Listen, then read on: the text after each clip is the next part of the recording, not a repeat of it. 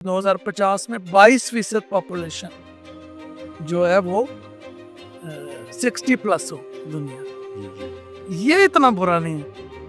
اس سے بھی بری ایک اور خبر ہے کہ 80% اس میں سے لوگ تھرڈ ورلڈ کنٹریز میں. خدارا سینئر سٹیزن کی طرف اپنا بیہیویئر چینج کریں اور انہیں ڈسکریمنیٹ نہ کریں.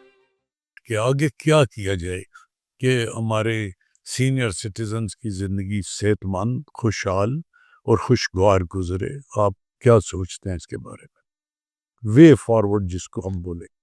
لیکن جی وے ایڈ یہ ہے کہ چند گزارشات ہیں جو ریالٹیز ہیں، جی جی جو حقیقتیں ہیں وہ تو چینج نہیں ہو. ٹھیک بات ہے. اور ان کے ساتھ ان کی اولاد میں سے کم لوگ جو ہیں ہم رہ گئے ہیں یا رہ جائیں گے آگے. کسی نے پڑھنے جانا ہے، کسی نے نوکری کرنے جانا ہے. ہمارے ملک میں آپ کو پتا ہے جس کو ہم بہت بولتے ہیں برین ڈرین. اور میں اسے برین ڈرین نہیں کہتا، لیکن جس نے جہاں پہ اس کا روزگار مقرر ہے وہ چلا جائے یا چلی جائے. تو یہ تو آگے وقت آنا.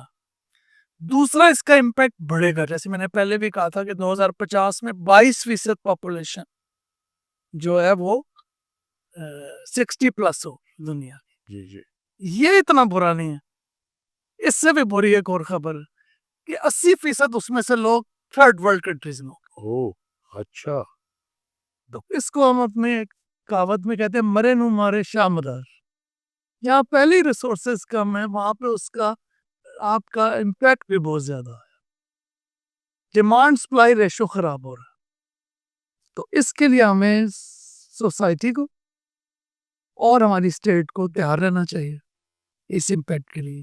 جن لوگوں نے اپنی زندگیاں دے دی ملازمتوں میں، کاروبار میں جوانی دے دی، گھر بنانے میں، گھر سے مراد مکان نہیں ہے، گھر خاندان بنانے میں، ان لوگوں کی کیئر کرنا ہماری اسٹیٹ کی بھی اور ہماری سوسائٹی کی رسپانسبلٹی ہے.